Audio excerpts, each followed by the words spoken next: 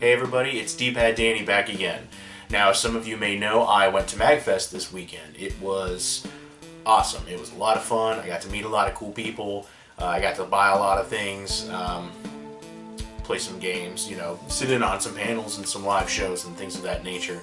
And if you watched my Magfest recap video, thank you for watching. It was a lot of fun putting that together. Thankfully, my camera cooperated, so I was able to get some good footage and throw it together for you guys. That being said, this is kind of a follow-up. I thought that I would do a pickup video to show you all the neat stuff I got from Magfest. So, for starters, we'll do the non-video game items first, as in not an actual video game, they're still video game related. First of all, I got this really neat, I don't know if you can see that well, it's Rob glass. Got me a new glass for my beer drinkings. It's really cool. They had a bunch of them there, and I thought that that was the one for me, so I went ahead and got that. Let's see. I got quite a few buttons here that are really neat. I got an Earthbound set, and it came with NES. Let me scoot forward so you guys can see. It came with a NES button. Am I missing some? I think I'm missing some. Yeah, I'm missing some. Anyway, these are the ones I can show you because I don't know where the other ones are right now. But it came with the NES, like I showed you. There's a Jeff. There's Pooh. Pokey, Master Belch, Mr. Saturn, Venus. I feel like I am missing, I think it came with,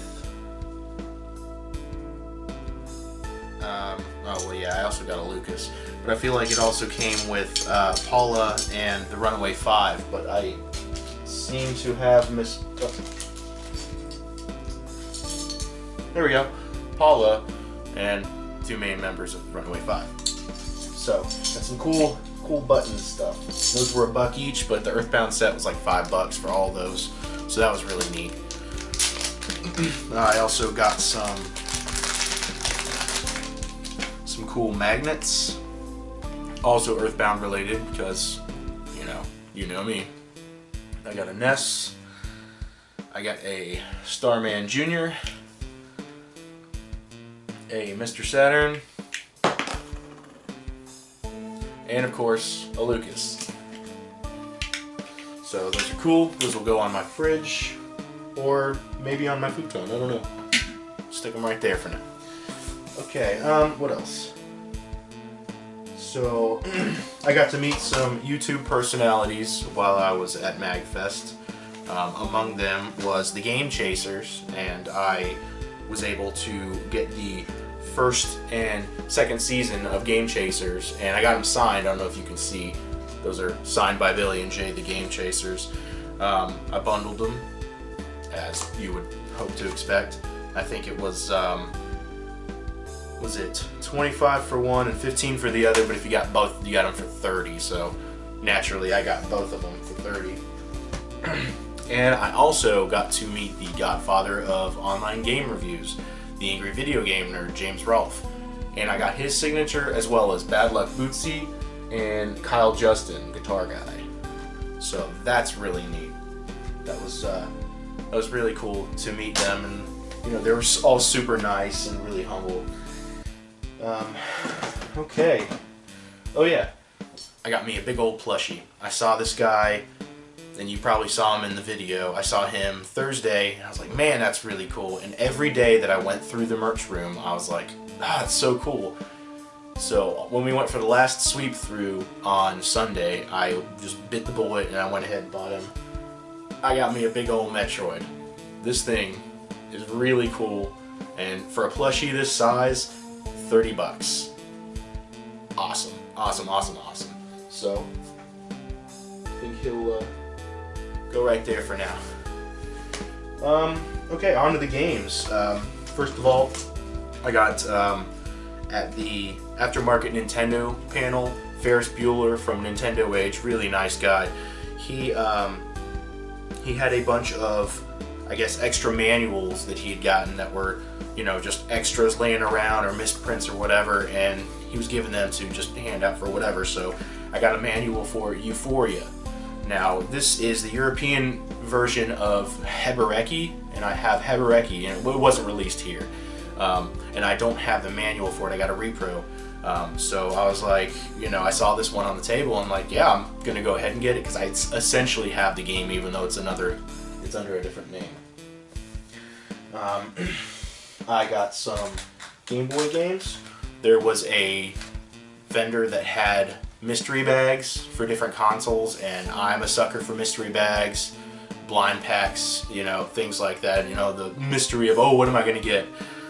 And each of them had 3 to 4 games in it, so I got me a Game Boy one and a NES one. So the Game Boy one had Q-Billion. It's a number-based puzzle game. We got Revenge of the Gator, which is a neat little pinball game. That's kind of cool. Bugs Bunny and Crazy Castle, puzzle platformer with Bugs Bunny. And Brain Bender. I tested this one out and tried to play it briefly. It's a puzzle game of some sort. I don't know what the hell you're supposed to do in this one. Maybe I'll give it another go and try to really figure it out. But I got those. And in the NES grab bag, now my wife said that I shouldn't bother going for the NES grab bag because I have something like 350 NES games, and that the odds of me getting a game in it that I didn't have were not as good as with like the other consoles, but whatever. So I did get two out of the 3 games I got in. Like I said, each bag had 3 or 4 games. 2 of the 3 games I got in it, I already have. I got Legend of Kage. I always call it Legend of Cage, but I hear it pronounced as Kage. I don't know, this one. I also got Abadox, which is a neat little shooter. It's side-scrolling as well as vertical, but it's really hard. This is one of those that if you lose your power-up, you're pretty much done for and have to start over. And the one game out of it that I got that I don't have is The Rocketeer, based on the movie. I don't remember too much from this one. I haven't played it since I bought it. I remember playing it back in the day. I don't remember if it was any good or not. It's probably not, because it's based off of a movie. We all know how that goes 9 out of 10 times. So, but that's at least one I have, and I'm pretty sure that this Legend of Kage is a label upgrade. I'll have to take a look at my copy and see. I also picked up Serpent for the Game Boy. I only picked it up because I've never seen it before, never heard of it. Was curious. I was like, oh well, it's like $6-7. Give it a go, whatever. It's Snake. It's plain old Snake. So I guess I should have known because it's called Serpent. Whatever. Let's see what else. Picked up a couple NES games on their own that I don't have yet. I got a copy of Barai Fighter. I don't remember what the deal was with this one. I think it's somewhat of a shooter action title. I went to Matt's Game Exchange with my buddy Ethan from work one day, and it was there, and we didn't know much about it. We both looked it up, and it looked kind of fun, and he ended up buying it, and he said it was a lot of fun, so I trust you, Ethan. I'm going to check it out. I also got a really clean copy of RBI Baseball, and this is a Tengen title, so it's one of the ones that came in the black Tengen cartridge as well as the gray licensed cartridge. So I was like, I don't see this one very often. Not that it's rare or uncommon or anything, it's just I don't see it. So I went ahead and picked it up. The label's really clean, it's nice and shiny, no rips or anything, yeah, why not? And I also picked up Indiana Jones and the Last Crusade. Now, if you watched my Magfest recap video, when we were evacuated for the fire drill, I was actually about to buy this game. I had it in my hand, and then the sirens and stuff started going off. We had to evacuate, so I had to put it on top of the stack of games and hope that it was still there when I came back, and it was, so I picked that one up. I've never played it. I know that the Temple of Doom isn't all that good, but I think this one's a little bit more uncommon. It's by Taito, so it's got to be at least a little bit better, right? That one. Let's see. I got for the Dreamcast, I got Bangayo. Now this is a mech game, and you know, I've seen a little bit of footage on it, and it looks like a whole lot of fun. And it's not like your typical what you're thinking of mech game where, you know, you got this big old mech walking around shooting things. No, it's like you're in a small mech, proportionate to the screen, and you're flying around shooting missiles at things and stuff. And it's supposed to be good frantic fun. And this is one I've never seen out in the wild, so it was on my want list. I saw it there, I picked it up, and yeah, the disc is in really good condition. I don't know how well you can see that, but it's really, really nice looking, so that's a plus as well.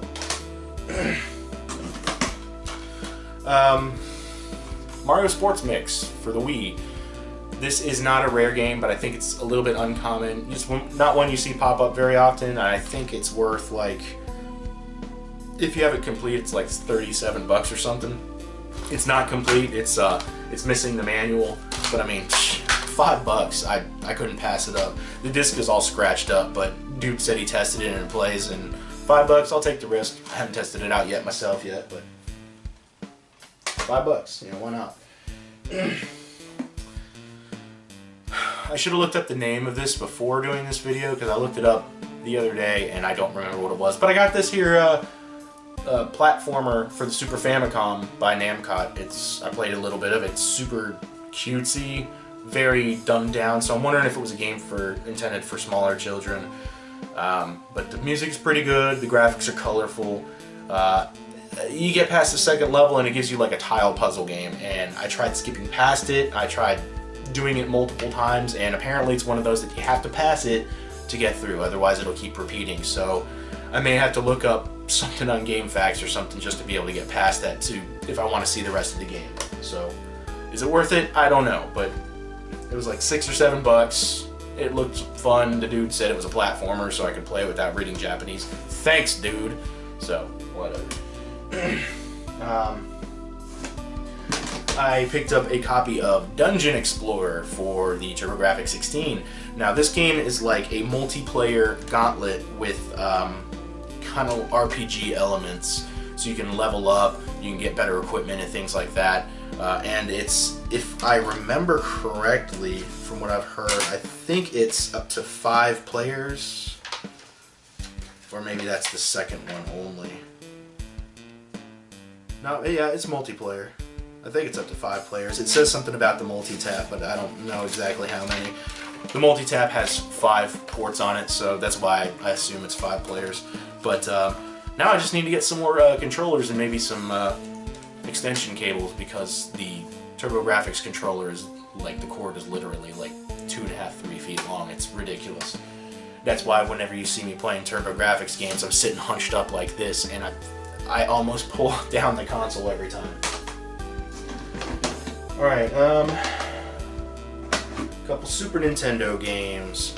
I picked up Raiden Trad for the Super Nintendo. This is a top-down shooter. It's kind of basic, but it's, you know, I like shooters, so it's still pretty fun.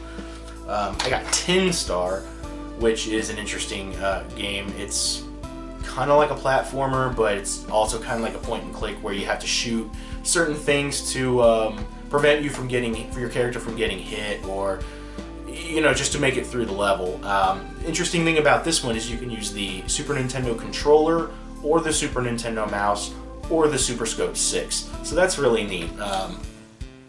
Yeah, and I remember playing this one when I was younger, and it was pretty good. You know, nice and colorful. I don't remember much about the music or the difficulty or anything like that, but yeah, I went ahead and picked it up. This one, this is a super fun multiplayer game for the console.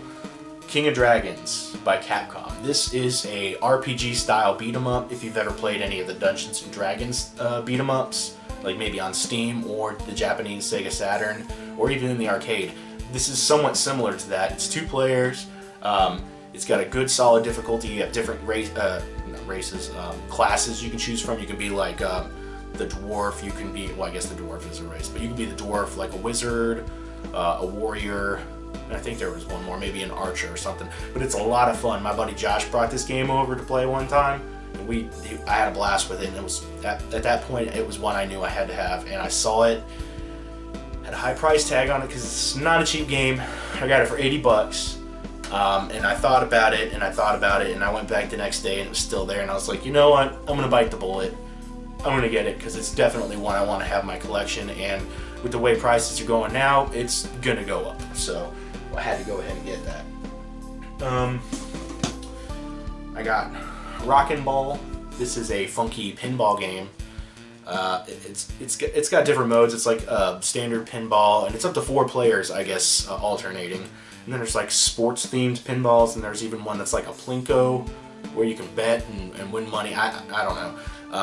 It says $5 on it, but I bundled it with some other stuff, so I got it for free.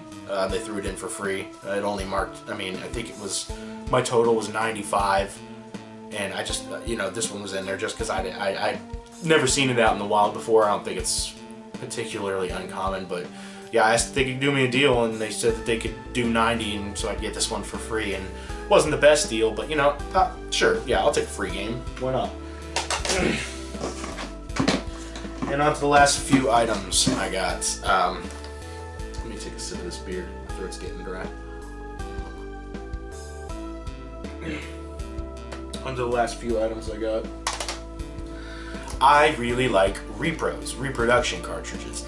Games that were released in other territories, whether it be Japanese and PAL territories that we never got here, and sometimes people need to do a fan translation or what have you, and they'll put it in a cart that will work on a US console, and it's a good way to play games that you otherwise wouldn't, or you'd have to like get an emulator for or whatever.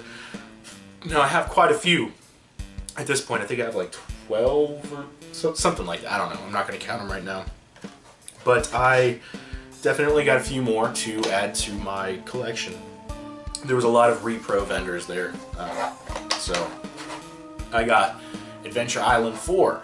Now, this one takes a departure from the traditional Adventure Islands. You have your run from left to right, and you collect the fruit and keep your life up and whatnot, and that's about all there is to it. This one actually is more of like an adventure game. It's less linear. There's different paths. You can get equipment, and I don't think you can level up, but you can get better equipment and stuff like that. And $35. I was like, yeah, it's a pretty good deal for a repro.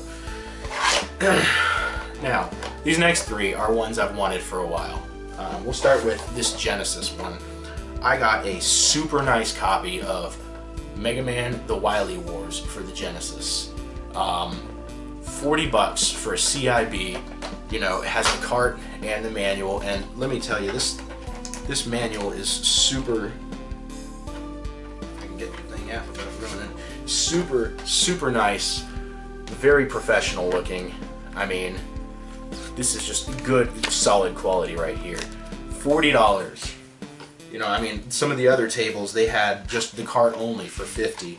And the cool thing about this one, if you've never heard of the Wily Wars or were aware that there was a Mega Man game on the Genesis, it's because there wasn't. It was only on the Japanese Mega Drive. And what it is it's Mega Man 1, 2, and 3, obviously redone for, Sega Genesis graphics. And the cool thing about this one is it saves your progress. It's got a battery backup. And if you beat all 3 games, you get to embark on a new area called the Wily Tower. Now, this is, new areas with all enemies from 1, 2, and 3 thrown in. And the cool thing about it is you get to choose any 8 powers from the Robot Masters from the first 3 games, as well as like 2 or 3 items. You have the items like the platforms and stuff like that. And I've been wanting a copy for a while. $40. I snagged it. So I'm really happy to have that. And moving on to the survival horror side of the spectrum, I got the original Clock Tower. Most people know of the Clock Tower series from like PlayStation and PS2, but the first Clock Tower here was actually the second Clock Tower in Japan. Yeah, I know that they like to do that, like with Final Fantasy and stuff, but this one is, it didn't come out here. It's, suspenseful. It's supposed to be really good. If you want to know more about it, check out, there's a really good 16-bit Gems review of Clock Tower. I'll put the link below. And yeah, it's it looks really good, and I'm super excited. I've wanted one of these for a while, and like I said, they had tons of repros out there, and this is definitely one I had to get.